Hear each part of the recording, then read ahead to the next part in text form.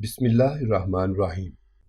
میں روزانہ شام کو کام سے واپس آ کر گلی کے موڑ پر کچھ دیر بیٹھتا، لوگوں کے آنے جانے کا منظر دیکھتا۔ کچھ لوگ دکانوں سے گھر کے لیے سودا سلف خریدتے تو کچھ ایسے ہی گھر جانے کی جلدی میں ہوتے۔ میں دیکھتا ایک لڑکی روزانہ ایک بوڑھی عورت کے ساتھ آتی ہے، اسے رکشے سے اتارتی، ہمارے سامنے والے گھر کا تالا کھول کر اسے اندر کرتی اور خود رکشے میں جانے کے لیے روانہ ہو جاتی۔ یہ منظر مجھے بڑی حیرت میں ڈالتا کہ وہ اماں خود چلنے کے قابل بھی نہ ہوتی تو وہ ایسا کیوں کرتی ہے۔ صبح جب میں کام پر جاتا تو اس گھر کو تالا لگا ہوتا، پھر سے وہ شام کو آتی اور وہی منظر۔ اب رات میں اس گھر سے ہلکا سا رونے کی آوازیں بھی آنے لگی تھیں۔ یہ اس کی بہو تھی کہ بیٹی، مجھے سمجھ نہ آتی۔ ایک دن اچانک میں رات میں باہر نکلا تو سڑک پر جو منظر میں نے دیکھا، میری روح لرز گئی کہ وہ لڑکی تو… میرا نام شہرام ہے، میرا تعلق راولپنڈی سے ہے۔ ہم دو بہن بھائی تھے۔ میرے بابا ڈاکٹر تھے لیکن وہ چاہتے تھے کہ میں آرمی جوائن کروں۔ میرے بابا خود آرمی میں جانا چاہتے تھے پر کچھ پرابلمز کی وجہ سے وہ آرمی جوائن نہیں کر سکے۔ میری مما کی اپنی بوتیک تھی جس کو بہت محنت سے کھڑا کیا تھا۔ میری بہن مریم مجھ سے 9 سال چھوٹی تھی۔ اس نے میٹرک کا ایگزام دیا تھا اور وہ وکیل بننا چاہتی تھی۔ ابھی وکیل نہیں بنی تھی پر گھر میں اپنی وکالت ضرور جھاڑتی۔ وہ کہتی، میں صرف غریب لوگوں کا کیس دیا کروں گی۔ مما سمجھاتی، ارے بیٹا وکالت پوری نہیں ہے، پر میں چاہتی ہوں تم میرے ساتھ بوتیک بھی سنبھالو، جو لڑکیوں کے کرنے کے کام ہوتے ہیں۔ وہ ہم سب کی لاڈلی تھی، ذرا ذرا بات پر رونے لگ جاتی۔ وہ بہت حساس تھی، ہر ایک بات رویے کو نوٹ کیا کرتی۔ مما کہتی، تم لوگوں کے لاڈ پیار نے نا اسے خراب کیا ہوا ہے۔ بابا مسکرا دیتے اور میں مما کے گلے میں باہیں ڈال کر ان کا شکریہ ادا کرتا کہ انہوں نے مجھے اتنی پیاری سی بہن دی ہے۔ مجھے اپنی بہن سے بہت پیار تھا اور اب اسے میں دوبارہ سے کھونا نہیں چاہتا تھا۔ جیسے ہمارے حالات اب ہیں، کبھی پہلے نہیں ہوا کرتے تھے۔ بابا اور مما نے دن رات محنت کی صرف ہمیں کسی مقام پر پہنچانے کے لیے، اور ایک اچھا بیٹا ہونے کے ناطے میرا فرض تھا کہ اپنے والدین کے خوابوں کو پورا کروں۔ میں نے بہت کوشش کی تھی کہ ہم دادا ابو کے پاس ہی رہیں۔ یہاں ہمارے گھر میں ایک سناٹا سا رہتا جس کو میں بچپن سے ہی محسوس کرتا آ رہا تھا۔ سب سے بڑا سناٹا میرے اپنے اندر تھا۔ جب آپ کی اپنی آنکھوں کے سامنے کوئی مر جائے یا آپ کی محبت کسی اور کی ہو رہی ہو اور وہ شخص ہو بھی آپ کا بیسٹ فرینڈ، تو تب آپ کے پاس صرف 2 راستے ہی ہوتے ہیں، مر جانا یا کسی کی زندگی سے ہمیشہ کے لیے چلے جانا۔ اور میں نے سب کی زندگیوں سے چلے جانا ہی بہتر سمجھا تھا، کیونکہ میں کب کا اندر سے مر چکا تھا۔ باہر تو صرف ایک جسم تھا جس کو میں گھسیٹ رہا تھا۔ میں 9 سال کا تھا جب میں مما بابا کے ساتھ گاؤں جا رہا تھا۔ گرمیوں کی چھٹیاں تھیں اور ہمیں گاؤں پہنچتے پہنچتے رات ہو چکی تھی۔ تب کچھ لوگوں نے ہماری گاڑی پر گولیاں برسا دیں۔ بابا ڈاکٹر تھے اور کچھ دن پہلے انہوں نے کسی کی جان بچائی تھی۔ جس شخص کی جان بچائی تھی وہ اس شخص کے دشمن تھے۔ بابا یہ بات نہیں جانتے تھے۔ وہ شخص بابا کے پاس ہی تھا، ابھی ہوش میں نہیں آیا، اور ان کے دشمنوں نے گاڑی میں اس کو سمجھ کر گولیاں برسا دیں۔ ایک گولی میری ماں کی گردن کے آر پار ہو چکی تھی۔ میں بے ہوش ہو چکا تھا۔ جب ہوش آیا تو خود کو ہاسپٹل میں پایا۔ میں ایک سکتے کی کیفیت میں تھا۔ ڈاکٹرز نے کہا کہ بچے کو ذہنی صدمہ ہے، کچھ دن تک ٹھیک ہو جائے گا۔ میری آنکھوں کے سامنے میری ہنستی مسکراتی ماں تھی۔ ہم بہت خوش خوش گھر جا رہے تھے اور اچانک کسی نے گولیوں کی بوچھاڑ کر دی۔ میں چیخنے لگا، چلانے لگا۔ میری حالت 1 ہفتے کے بعد سنبھلی تھی۔ میں اپنی مما کو پکارنے لگا تھا، میں رو رہا تھا۔ تایا ابو اور بابا مجھے ساتھ لگائے اپنے ہونے کا احساس دلا رہے تھے۔ میں وہاں سے بھاگ جانا چاہتا تھا۔ بابا کا حلیہ کسی انہونی کی داستان سنا رہا تھا۔ ان کی آنکھیں سرخ تھیں اور شیف بڑھی ہوئی۔ میں تایا ابو کی باہوں سے نکلنا چاہتا تھا، اپنی ماں کے پاس جانا چاہتا تھا۔ میں ان کی باہوں سے نکل کر ہاسپٹل کے کمرے سے بھاگا، لیکن وہاں کے عملے نے مجھے پکڑ کر سکون کا انجیکشن دے دیا۔ میں سو چکا تھا لیکن دماغ ابھی بھی بیدار تھا۔ کانوں میں اپنے بابا کے رونے کی آوازیں آ رہی تھیں۔ وہ تایا ابو کے گلے لگ کر رو رہے تھے اور میں مکمل سو چکا تھا۔ اگلے دن جب ہوش آیا تو میں نارمل ہو چکا تھا، لیکن میں چپ تھا اور بابا اپنی جگہ خاموش تھے۔ مجھ سے سب ملنے آئے، پھپھو، دادا ابو، سب، لیکن اگر کوئی نہیں آیا تھا تو وہ میری جان سے پیاری ماں تھی۔ میں پوچھنا چاہتا تھا بابا سے، میری مما کہاں ہے بابا؟ لیکن مجھے ڈر لگتا کہ کہیں وہ ایسا کچھ نہ کہہ دیں جس سے میری دنیا ختم ہو جائے۔ سب میری وجہ سے بہت پریشان تھے۔ دادا ابو کی آنکھیں بھی نم تھیں۔ وہ میرے پاس بیٹھے تھے، مجھے سمجھا رہے تھے، مجھے بتا رہے تھے کہ میں بہت بہادر ہوں۔ بیٹا، تم میرے بہادر بیٹے ہو، ایک بہادر خاندان کے وارث ہو تم، جس میں گولی بھی سینہ تان کر کھائی جاتی ہے۔ نہ جانے دادا ابو کیا کیا کہہ رہے تھے، لیکن مجھ سے گولیوں کے چلنے کی آوازیں پھر سے آنے لگیں۔ میں چیخنے لگا۔ بابا میری طرف بھاگے اور میں اپنے دونوں کانوں پر ہاتھ رکھ کے چلا رہا تھا، مما کو پکار رہا تھا۔ بابا نے مجھے اپنی باہوں میں سمیٹ لیا، میرا نام پکار رہے تھے، کہہ رہے تھے، شہری بیٹا، شہری، کچھ نہیں ہوا، سب ٹھیک ہے۔ بیٹا دیکھو، میری طرف دیکھو، وہ سب خواب تھا، تم بھول جاؤ، میری طرف دیکھو بیٹا۔ لیکن میں کسی کو نہیں پہچان رہا تھا اور میں ایک بار پھر بے ہوش ہو چکا تھا۔ مجھے دیکھنے اب روز ایک سائیکالوجسٹ آتا، اپنے قیمتی وقت میں سے آدھا گھنٹہ مجھے دیتا اور ہزاروں کماتا، پر میں خاموش تھا۔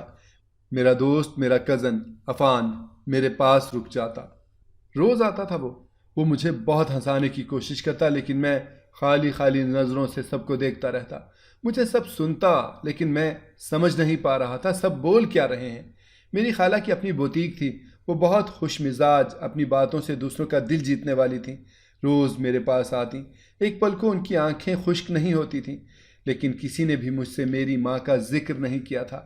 مجھے ہاسپٹل میں 1 ماہ ہونے والا تھا اور سب میری حالت دیکھ کر ڈر چکے تھے، اور میں ایک ہی سوال سے ڈرتا تھا کہ اگر پوچھا کہ بابا میری مما کہاں ہیں تو کہیں وہ یہ نہ کہہ دیں کہ وہ تمہیں چھوڑ کر جا چکی ہیں، اور اگر وہ جا چکی ہے تو میری بہن کہاں ہے۔ میری مما امید سے تھی اور بس 3 ماہ رہتے تھے ان کی ڈیلیوری میں۔ ڈاکٹر نے بتایا تھا کہ میری بہن آنے والی ہے۔ میں بہت خوش تھا اپنی بہن کے لیے۔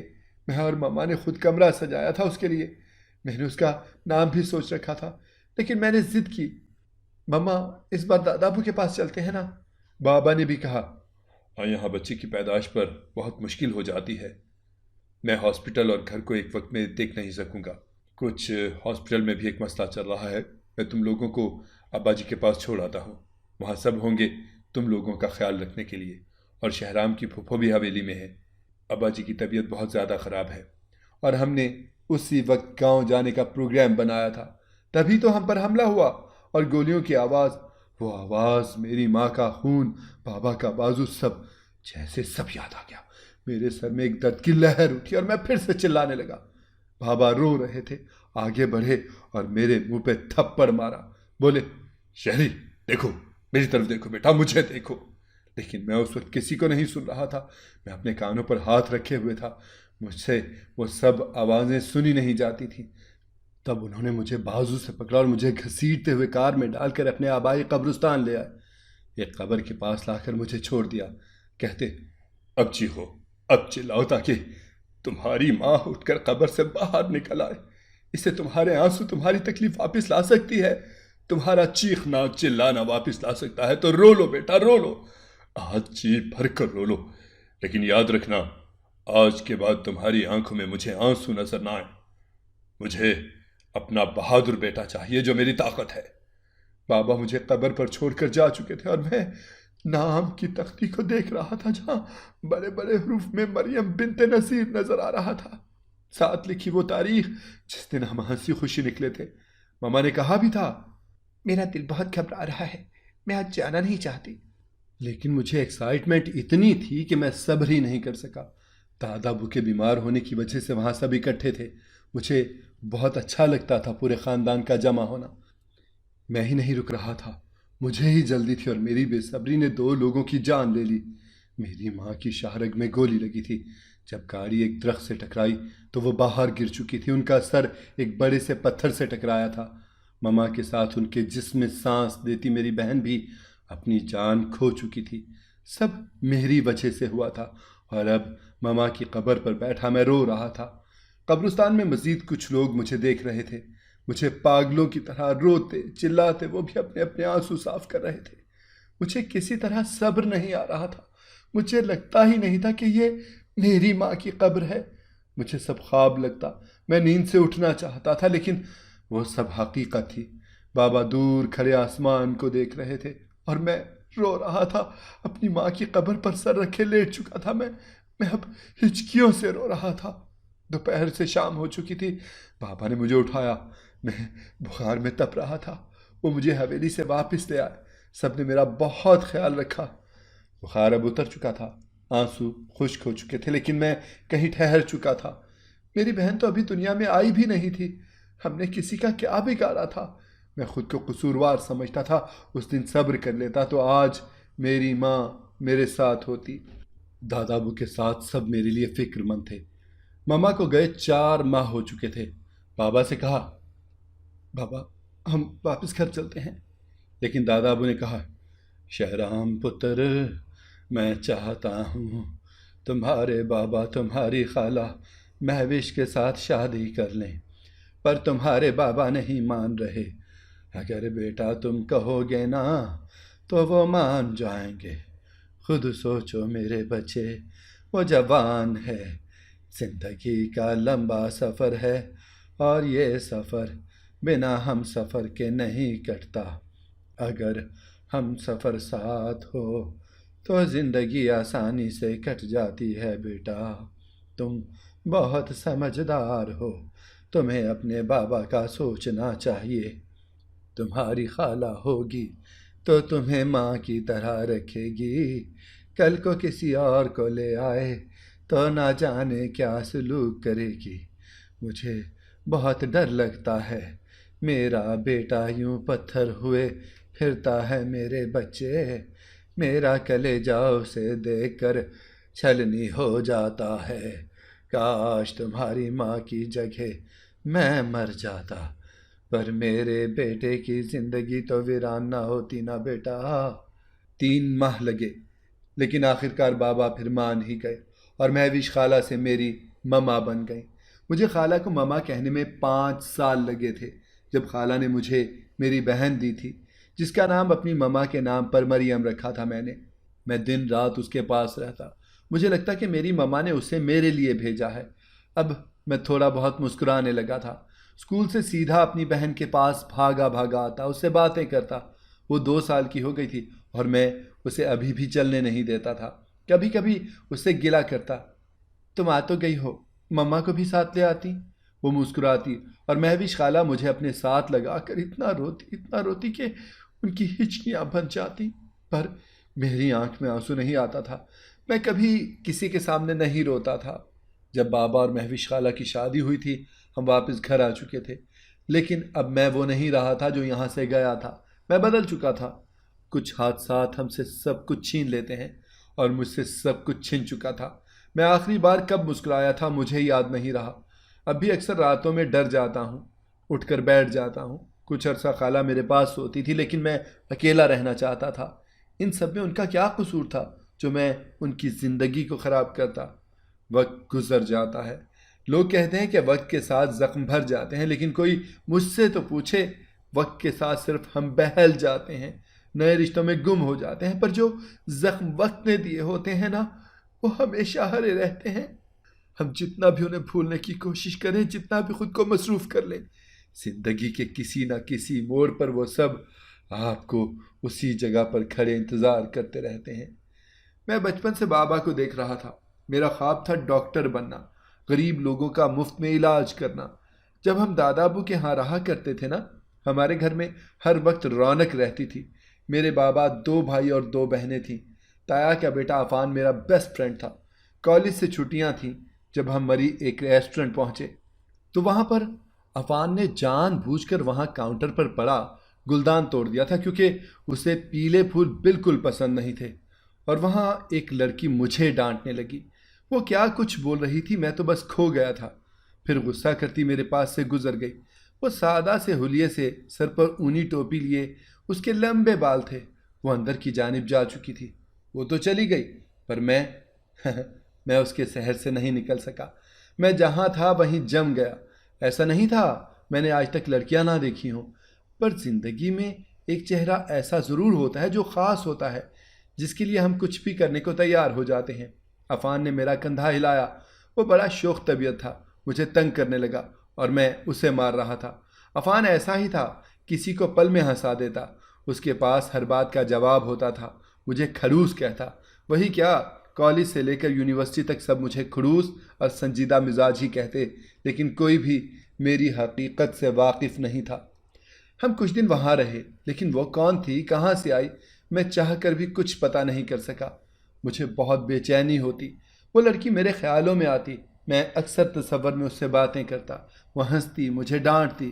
عفان سب سمجھ رہا تھا، مجھے بہت تنگ کرتا۔ ابے تم تو کہتے تھے شہرام سکندر کو کبھی محبت نہیں ہو سکتی، اور تم اب چپکے مسکرا رہے ہو میرے یار۔ میں کچھ خجل ہو جاتا۔ 3 سال ہو چکے تھے اور عفان بھی کسی کو چاہنے لگا تھا۔ عفان آرمی میں تھا اور وہاں اسے ایک لڑکی ملی جس کا نام ایمن تھا۔ ان دونوں کی جلد شادی ہونے والی تھی۔ وہ بہت خوش تھا اور میں اس کی خوشی میں خوش ہو چکا تھا۔ میری بہن کا کالج ختم ہونے والا تھا۔ اس کا رشتہ چھوٹی پھپھو نے مانگ لیا تھا، لیکن بابا نے کہا، جب تک مریم کی پڑھائی مکمل نہیں ہو جاتی، اس کے خواب پورے نہیں ہو جاتے، ہم اس کے ساتھ زبردستی نہیں کر سکتے۔ سب مجھے کہتے کہ میں شادی کر لوں، میری شادی کی عمر ہو چکی ہے، لیکن میرے دل میں وہ لڑکی بس چکی تھی۔ میں چاہ کر بھی اسے نکال نہیں پا رہا تھا۔ زندگی میں مجھے لگتا تھا کہ اپنی ماں کے علاوہ کسی سے اتنی محبت نہیں کر سکوں گا، کسی لڑکی کو اپنی زندگی کا حصہ نہیں بناؤں گا۔ جب مری میں اس لڑکی کو دیکھا تھا تو وہیں کا ہو کر رہ گیا تھا۔ میں ہر سال وہاں جاتا رہا، پر وہ تو اسی شہر میں میرے آس پاس اپنی نئی زندگی شروع کرنے والی تھی۔ میں چاہتا تو کچھ بھی کر سکتا تھا، لیکن کسی اپنے کو دیکھ کر میں لوٹ آیا تھا۔ میں دوبارہ ٹوٹ چکا تھا۔ جب ایک انسان بار بار ٹوٹ جائے تو وہ بالکل اندر سے ختم ہو جاتا ہے، اتنا کہ اسے اپنا آپ بوجھ لگتا ہے۔ کئی بار خودکشی کی کوشش کی، لیکن ہر بار میری ماں کا چہرہ میرے سامنے آ جاتا۔ میں نے ڈاکٹری چھوڑ کر آرمی میں جانے کا فیصلہ کر لیا۔ سب بہت حیران تھے۔ پاپا نے کہا کہ وہ فورس نہیں کرتے، لیکن میں یہاں سے نکلنا چاہتا تھا۔ آخری بار اپنی مما کی قبر پر گیا۔ وہ واحد تھیں جو جانتی تھیں کہ میں کیوں جا رہا ہوں۔ اگر مزید رک جاتا تو میرا دل پھٹ جاتا، میں بری طرح ٹوٹ گیا تھا۔ آرمی کو جوائن کیے 3 سال ہو گئے تھے۔ ہر سال 1-2 دن کے لیے گھر جاتا، عفان سے بھی دور رہتا۔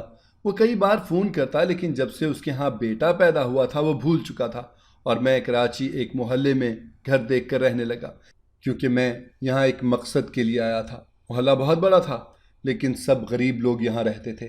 یہاں کوئی نہیں جانتا تھا کہ میں ہوں کون، اور گھر والے نہیں جانتے تھے میں ہوں کہاں۔ میں روزانہ شام کو کام سے واپس آ کر گلی کے موڑ پر کچھ دیر بیٹھتا، لوگوں کے آنے جانے کا منظر دیکھتا۔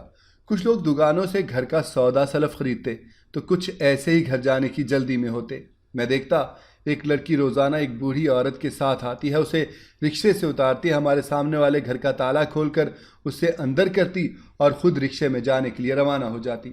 یہ منظر مجھے بڑی حیرت میں ڈالتا کہ وہ اماں خود چلنے کے قابل بھی نہ ہوتی تو وہ ایسا کیوں کرتی ہے۔ صبح جب میں کام پر جاتا تو اس گھر کو تالا لگا ہوتا، پھر سے وہ شام کو آتی اور وہی منظر۔ اب رات میں اس گھر سے ہلکا ہلکا رونے کی آوازیں بھی آنے لگی تھی۔ یہ اس کی بہو تھی کہ بیٹی، مجھے سمجھ نہ آتی۔ ایک دن اچانک میں رات میں باہر نکلا تو سڑک پر جو منظر میں نے دیکھا میری روح لرز گئی کہ وہ لڑکی اس بوڑھی عورت کے پاؤں پکڑے رو رہی ہے، اپنے بیٹے کی بھیک مانگ رہی ہے۔ جیسے ہی بوڑھی عورت نے مجھے دیکھا وہ رکشے میں بیٹھ کر جا چکی تھی۔ وہ لڑکی وہیں بیٹھی رو رہی تھی۔ میں نے اس سے کہا، سنیے محترمہ۔ میری آواز سن کر وہ سڑک پر بھاگنے لگی۔ میں بھی اس کے پیچھے دوڑنے لگا، اس کو آوازیں دینے لگا۔ میں نے جیسے ہی اسے بازو سے پکڑا تو میرے سر پر آسمان ٹوٹ پڑا۔ وہ تو ایمن تھی جس کی خاطر میں سب کچھ چھوڑ آیا تھا، جس سے میں محبت کرتا تھا۔ عفان بھی اسی سے پیار کرتا تھا، اور جس دن میں نے عفان کو ایمن کے ساتھ ہنستے دیکھا میں لوٹ آیا تھا۔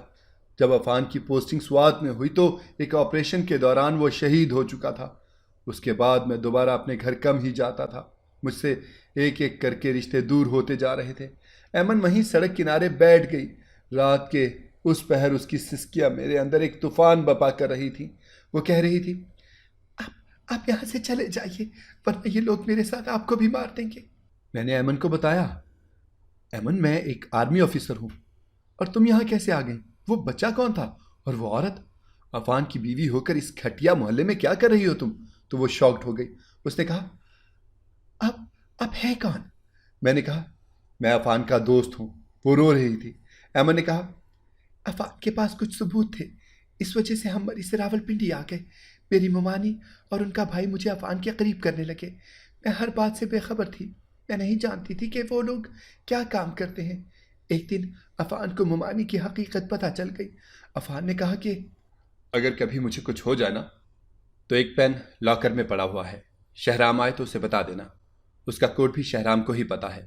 اور ایمن کی بات سن کر میرے 14 طبق روشن ہو چکے تھے، کیونکہ اس میں بہت اہم ڈیٹا ہے۔ وہ حیران ہو رہی تھی کہ میں یہ سب کچھ کیوں پوچھ رہا ہوں۔ ایمن نے مزید بتایا، میری ممانی ایک گینگ کے ساتھ ملی ہوئی ہے۔ جب اسے کوئی ثبوت نہیں ملا تو میرے عفان کی نشانی کو مجھ سے چھین لائی۔ اپنے بیٹے کی خاطر مجھے منشیات فروخت کرنا پڑتی ہے۔ کبھی کسی لڑکی کو اغوا کر کے ان کے پاس لانا پڑتا ہے، ورنہ یہ میرے بیٹے کو بھوکا رکھتے ہیں۔ میں 1 سال سے جس کرب میں ہوں کوئی نہیں جانتا۔ میں کسی کی مدد بھی نہیں لے سکتی۔ آج میرا بیٹا بخار میں تپ رہا ہے، لیکن میں کچھ نہیں کر پا رہی۔ میں جینا نہیں چاہتی، میں مر جانا چاہتی ہوں۔ احمد آج ویسے ہی تڑپ رہی تھی جیسے کبھی میں اپنی ماں کے لیے تڑپ رہا تھا، اور اس نے بتایا، اس گھر میں روز کوئی نئی لڑکی کو لایا جاتا ہے۔ دن میں کام کروا کر رات کو یہاں بند کر دیتے ہیں۔ کچھ لڑکیاں اسی گھر میں موجود ہوتی ہیں جن کو اغوا کیا ہوتا ہے، اور یہ پورا محلہ انہی لوگوں کا ہے۔ یہاں جو ایک بار آ جاتا ہے وہ کبھی یہاں سے نکل نہیں پاتا۔ پلیز میری مدد کریں، عفان کی خاطر ہی صحیح، میں اپنے بیٹے کے بغیر مر جاؤں گی۔ وہ بھوکا ہے، بخار میں تپ رہا ہے۔ وہ میرے سامنے گڑ گڑا رہی تھی۔ اس سے جو کچھ بولا تھا وہ سب ریکارڈ ہو چکا تھا۔ مجھے سب ثبوت مل چکے تھے، بس اب اوپر سے آرڈر کا انتظار تھا۔ ہمیں 2 دن لگے اپنی ٹیم تشکیل دینے کے لیے۔ مجھے ایک مشن کے لیے یہاں بھیجا گیا تھا، ایک ایسا گینگ جو کراچی میں چھپا بیٹھا تھا، جو آئے دن لڑکیوں کو اغوا کرتا، ان کو بیرون ملک بھیجتا تھا۔ جو لڑکیاں کام کی نہ نکلتیں ان کو جسم فروشی کے لیے بھیج دیتا۔